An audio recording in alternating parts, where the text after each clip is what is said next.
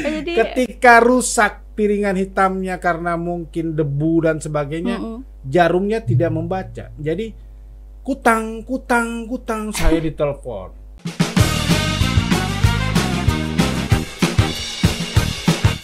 Oke, assalamualaikum warahmatullahi wabarakatuh. Welcome to Bisai Bincang Santai, podcastnya RRI Ranai. Waalaikumsalam warahmatullahi wabarakatuh. Oke, kita kenalan dulu kali ya.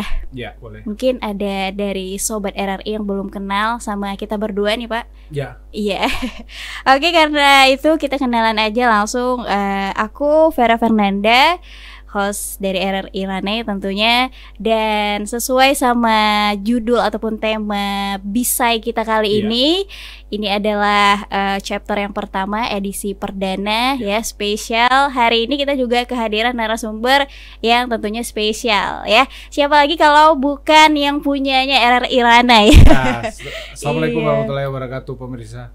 Iya, ini Sobat RRI ada Pak Noval Saupala ya, selaku Kepsta LPP RRI yang sekarang menjabat. Oke. Oke, kita di Bisai ini Pak, mungkin banyak yang bisa kita obrolin.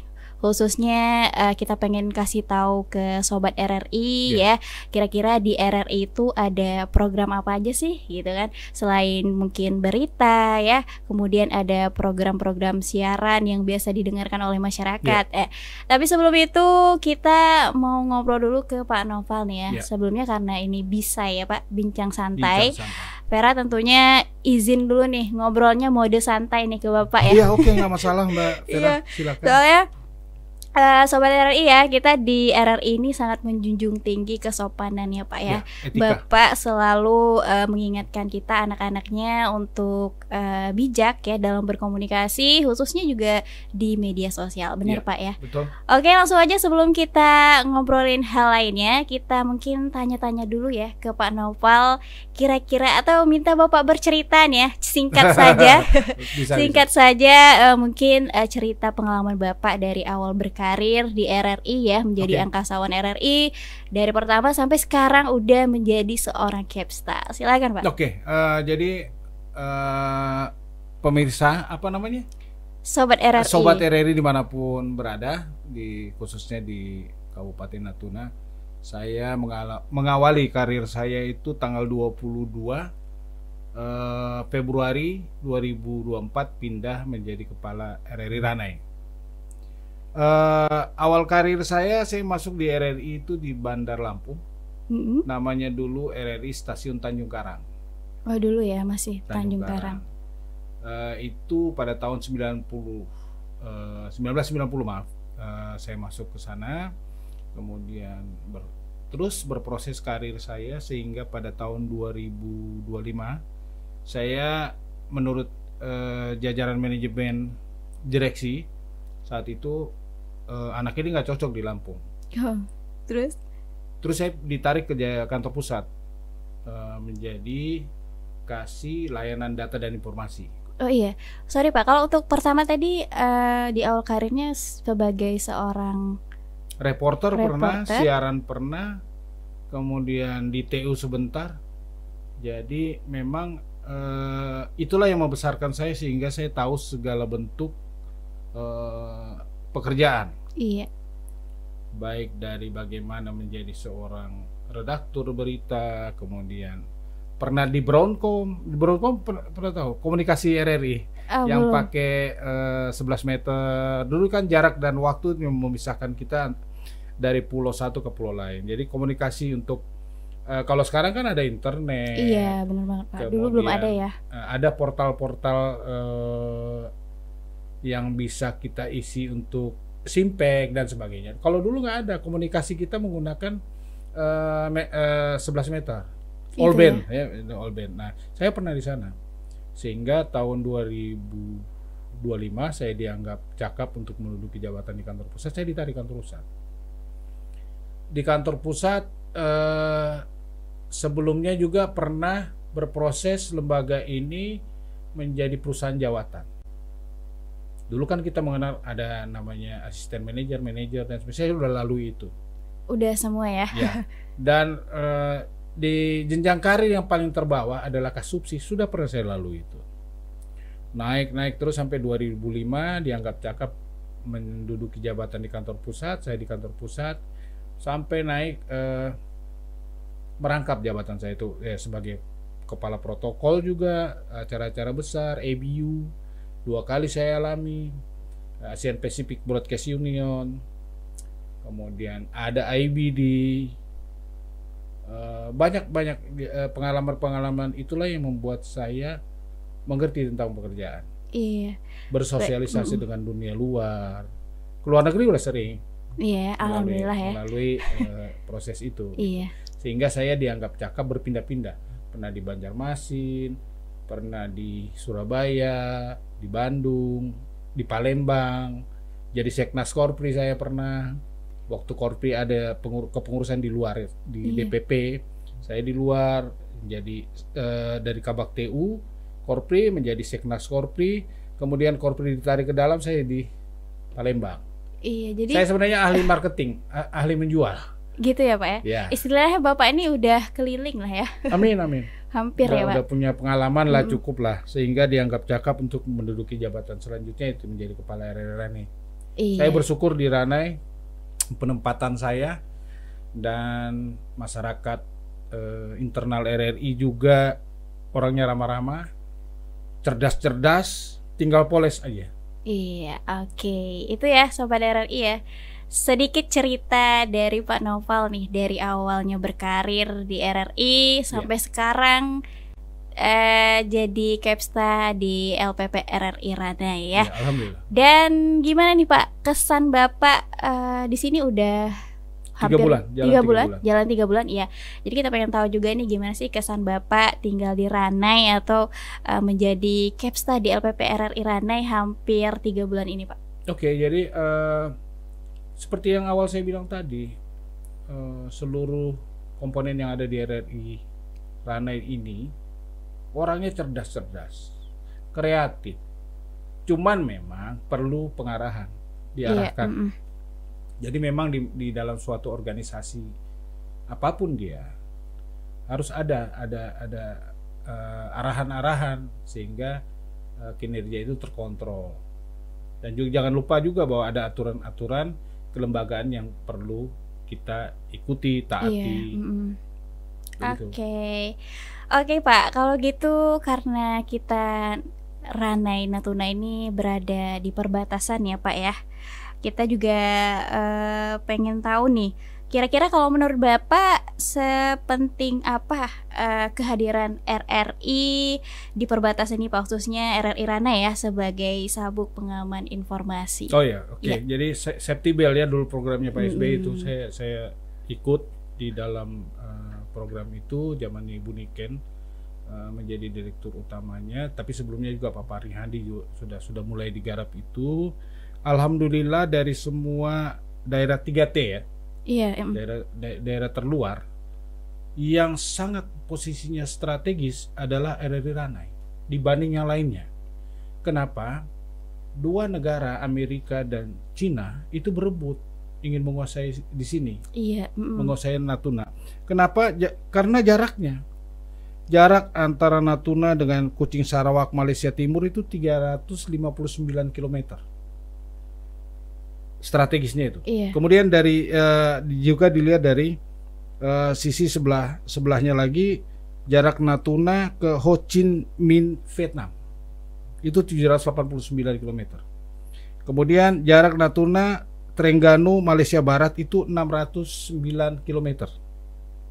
Kemudian jarak Natuna Kamboja itu 1000 km.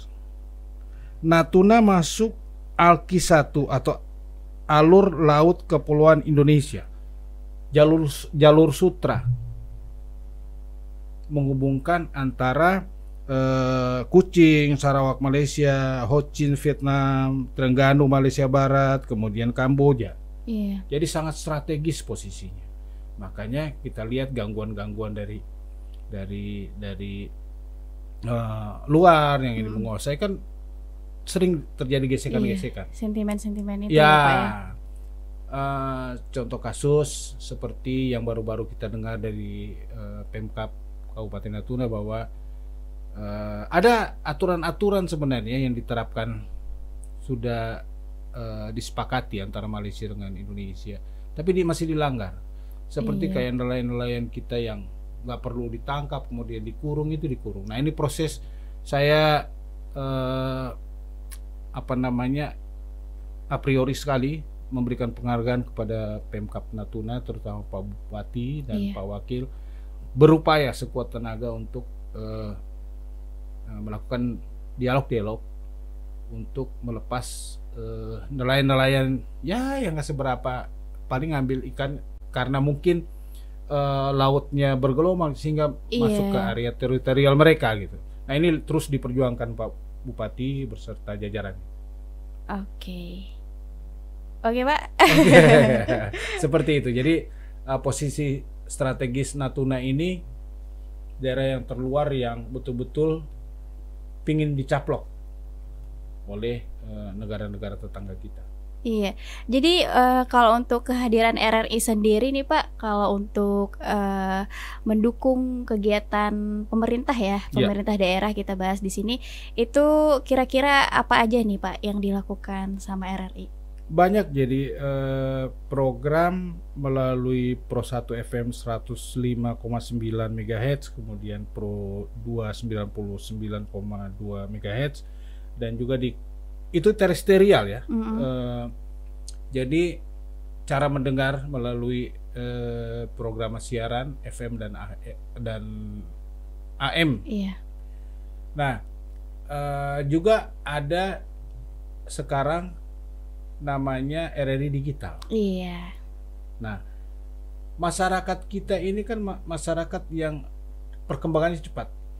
Makanya RRI melalui strategi komunikasinya, ITC, Informasi Komunikasi dan Teknologi, sedang mempersiapkan namanya Artificial Intelligence, Big Data, yang kedepannya nanti memang berproses sekian tahun akan menjadi seperti Google. Bayangkan kita piringan hitam punya sejarah RRI mempelopori kemerdekaan.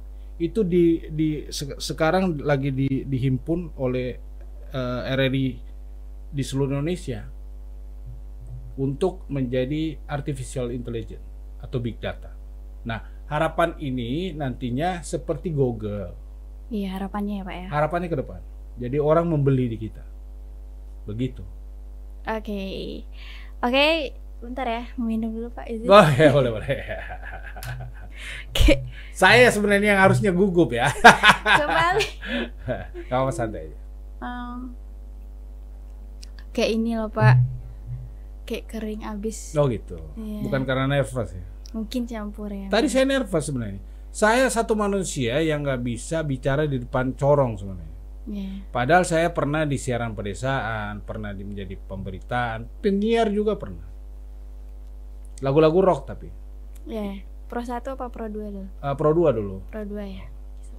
Nanti harus banyak belajar gitu. Enggak lah, saya yang harus belajar banyak dengan teman-teman di sini. Oke Pak.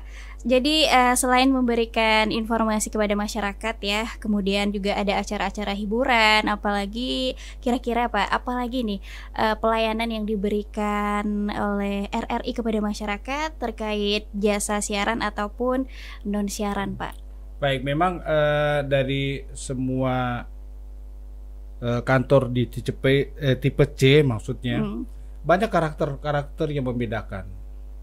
Pertama di ranah ini kan belanja programnya itu masih sebatas kepada pemerintah daerah, OPD, Forkopimda dan sebagainya.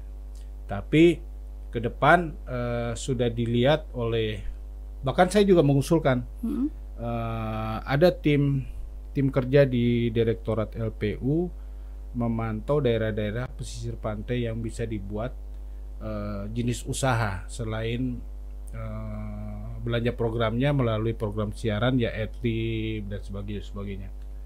Karena sekarang sudah pergeseran nilai, orang tidak belanja program itu program iklan, ditinggalin sudah. Berapa banyak yang kita lihat data sekarang bahwa radio-radio swasta di terestrial sudah mati. Mau bicara dari mana coba pesaing-pesaing kita yang di luar sana kan? Saya nggak menyebut merek takut melanggar kode etik jurnalistik, tetapi sudah banyak yang tidur. Pertama, tidak kuat membayar izin. Kedua, programnya juga masih menggunakan terestrial. Kalau RRI memiliki terobosan terbaru yaitu RRI digital. Iya.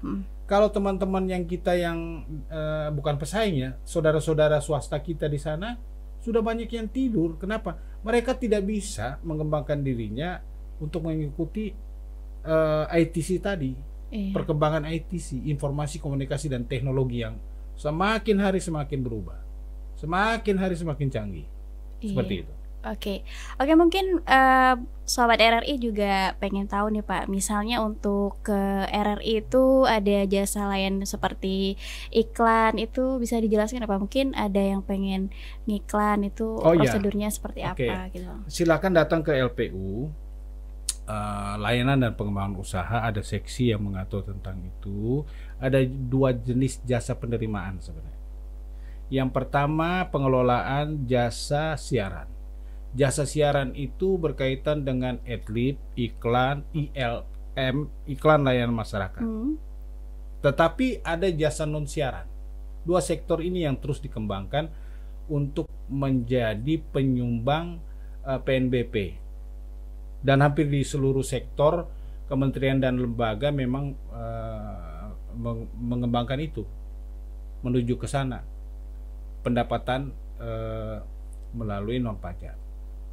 Nah, 2 sektor ini ada yang namanya jasa siaran yang saya sebutkan tadi, ada jasa non siaran, pemanfaatan BMN, barang milik negara yang bisa disewakan oleh pihak ketiga, seperti menara tower. Iya, bisa juga ya bisa, Pak. Menara tower. Cuman kan berkali-kali kami sudah menawarkan kepada provider yang ada di luar sana untuk memanfaatkan menara tower RRI, tetapi memang karena melihat Natuna ini kan ada terluar, padahal mereka punya potensi kan mengembangkan itu. Nah, tapi kami akan berusaha terus. Kemudian ada lagi pemanfaatan sektor jasa lain yang masuk di dalam jasa non siaran. Pemanfaatan inilah potensi yang akan dikembangkan oleh Direktorat LPU Kantor Pusat untuk mengoptimalisasi seluruh aset yang ada di pesisir. Nah, jadi kemarin itu sesuai penjelasan Direktur LPU Bapak Yunas, itu rencananya dari 4 hektar di lokasi ini itu akan dijadikan cottage dan hotel ke depannya. Bahkan saya juga bercerita bahwa di sini kan SPBU nggak ada nih. Nah, akan dicarikan pihak-pihak ketiga yang mau memanfaatkan potensi-potensi yang ada di RRI Rani. Kita berdoa saja. Iya, baik, mungkin buat Sobat RRI secara sederhana ya Pak, misalnya ingin mengiklan ya, itu ada beberapa jasa yang berbayar, ada juga yang tidak gitu ya Pak. Yang tidak itu seperti baik, jadi gini, di setiap kementerian dan lembaga, baik sektor BUMD, BUMN, kemudian pengusaha-pengusaha lain, di dalam 1 tahun kegiatan lembaganya harus mengeluarkan minimal 15-25% kegiatan keuntungan dari total kegiatannya. Nah, itu namanya CSR, Corporate Social Responsibility. CSR. Nah, RRI di mana CSR-nya? Ya, kalau Anda kehilangan STNK motor, tercecer di jalan, laporkan ke kami. Itu free. Kemudian meninggal. Iya, kayak berita duka. Berita duka. Berita pemanggilan lainnya, misalnya saya tidak bisa ke Pulau 3, jauh gitu kan. Nah, untuk mencapai ke sana bisa memanfaatkan RRI untuk kepentingan-kepentingan masyarakat publik di Natuna. Manfaatkan terestrial RRI. Oke, jadi buat Sobat RI jangan ragu lagi ya Pak. Jangan kemarin mungkin banyak yang bingung ya, misalnya kalau pengen minta bantuan untuk menyiarkan kayak berita duka atau kehilangan itu, silakan. Kami layani. Iya, kita di RRI bisa melayani itu, free ya Pak ya, tidak dan berbayar. Free. Oke Pak, kita tahu ya sekarang udah media itu udah canggih banget Pak, bahkan sekarang udah zamannya digitalisasi ya. Jadi gimana Pak dalam persaingan konvergensi media massa nih? Jadi kira-kira apa nih terobosan yang akan dilakukan kita nih di RRI untuk menghadapi persaingan yang sekarang udah multi platform gitu Pak? Oke, jadi RRI Digital adalah terobosan. Sebenarnya yang mau dikembangkan itu artificial intelligence ya, big datanya. Tapi alhamdulillah dengan penguatan ke sana, RRI harus digital loh. TV aja udah digital. Dan duluan RRI ya. Iya. Dari radio-radio yang lain. Buktinya saya sampaikan tadi sebelumnya bahwa banyak terestrial yang bermain di jalur AM dan FM itu namanya terestrial, sudah banyak yang tidur. Kenapa mereka tidak bisa bayar pajaknya, izin usahanya, kemudian modal untuk membangun jaringan digitalisasinya. Nah, RRI sudah menyiapkan itu. Ada di RRI Digital, caranya Anda masuk ke Play Store maupun App Store, di gadget Anda, kemudian buka, download, daftar dengan cara gampang ya Pak ya. Iya. Karena memang RRI kan juga membutuhkan data-data itu. Iya. Untuk pertanggungjawaban ke pemerintah ya. Karena RRI kan juga adalah penyumbang PNBP. Ya, jadi salah satunya itu ya Pak, melalui RRI Digital ya, nonton. Oke. Jadi buat Sobat RRI yang mungkin tidak hanya siaran aja, tonton yang Anda dengar, tapi juga Anda bisa menonton apa yang disiarkan RRI. Iya, bisa tonton apa yang kamu dengar gitu ya Pak ya. Audio jadi, dan visual. Mungkin buat Sobat RRI yang belum ada nih aplikasinya, bisa download di Play Store ataupun App Store-nya ya Pak ya. Di situ bisa daftar, caranya gampang banget dan teman-teman bisa dengar radio langsung di kapanpun gadget, dan dimanapun. Jadi nggak perlu kayak zaman dulu lagi. Itu ya terobosan-terobosan yang dilakukan RRI di seluruh Indonesia. Iya. Dan mudah-mudahan kita doakan bahwa big data itu segera terrealisasi, terekam semuanya, supaya apapun yang kita butuhkan bisa kita ambil dari big data RRI. Oke Pak, ini tadi di awal ya Pak Nopal cerita ke kita kalau udah puluhan tahun lah ya Bapak di RRI ini. Amin. Dan kira-kira ada nggak sih Pak kesan yang bisa Bapak ceritakan, kesan yang suka duka ya? Bisa dibilang suka duka juga gitu. Kalau sukanya hampir tidak bisa diungkapkan dengan kata-kata, karena kata-kata tidak bisa mewakili perasaan. Iya. Jadi kalau dukanya cuman pada saat saya menjadi penyiar dulu. Iya, boleh nih. Nah, pertama itu banyak dukanya sih. Udah pernah kena hukum karena dulu kan kita menggunakan piringan hitam. Ketika puasa itu kan kita ngumpul nih penyiar sama operator ya. Iya. Operator, kemudian setelah azan buka, saya pikir udah. Baiklah saudara pendengar, kita ikuti lagu-lagu daerah. Dan kami persembahkan lagu dari daerah Sumatera Barat dengan berjudul Kutang Barendo. Putar. Iya. Karena kami puasa lapar, larilah kami kan. Berputarlah itu piringan hitam yang namanya Kutang Barendo gitu. Dan lagu itu dilarang sekarang, alhamdulillah dilarang. Jadi, ketika rusak piringan hitamnya karena mungkin debu dan sebagainya, jarumnya tidak membaca. Jadi kutang saya ditelepon. Nah itu dukanya. Gitu ya Pak. Kalau zaman sekarang penyiar zaman sekarang udah nggak ketemu lagi. Enak sekali, tinggal buka jukebox selesai dia kan. Bisa diprogram 1 jam 2 jam bisa. Nggak ngerasain. Ada gitu lagi ya, pernah saya alami waktu saya di siaran pedesaan. Saya diajak main pertama kali itu. Saya pindah di siaran, diajak main sandiwara radio. Terus itu kan ada OBB, CBB. Musik, pengantar, kemudian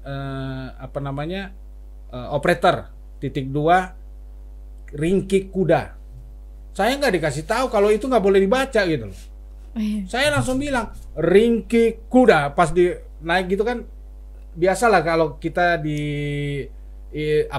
siaran kan ada kaca seperti ini kan. Tangan operator naik, tanpa sepengetahuan saya langsung baca ringkik kuda. Padahal itu nggak usah dibaca. Nggak boleh dibaca, itu sound effect rupanya. Seperti itulah dukanya. Banyak lagi yang saya alami, tetapi intinya adalah kalau dulu kekeluarganya kental, kalau sekarang sudah sendiri-sendiri, itu yang membedakan. Kalau dulu kami saling care, solid gitu ya Pak. Solid, kekeluarganya. Aduh, makan bareng, siaran pemberitaan, teknik itu ngumpul jadi satu, makan bareng. Jadi yang Bapak lihat sekarang tuh udah kurang sejalan dengan perkembangan zaman ya. Itu mulai berangsur-angsur pudar, tetapi mudah-mudahan di era tidak akan terus berjalan. Contohnya seperti saat ini kita sedang bincang-bincang di Bisai. Di depan kita lagi makan-makan tuh. Keren. Oke. Terus Pak, ini karena Bisai ini adalah perdana nih, chapter perdana nih. Kira-kira gimana nih harapan Bapak untuk Bisai selanjutnya gimana? Bisai ini adalah kearifan lokal yang dibuat RRI Ranai, khususnya untuk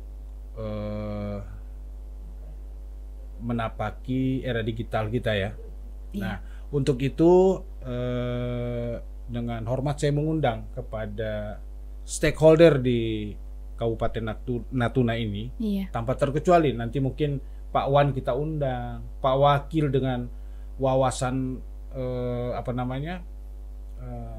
eksklusif lautnya bisa berbicara di sini, walaupun singkat, tetapi saya yakin beliau pasti mau, dan OPD serta Forkopinda lainnya juga mau, apalagi sektor swasta dan sebagainya.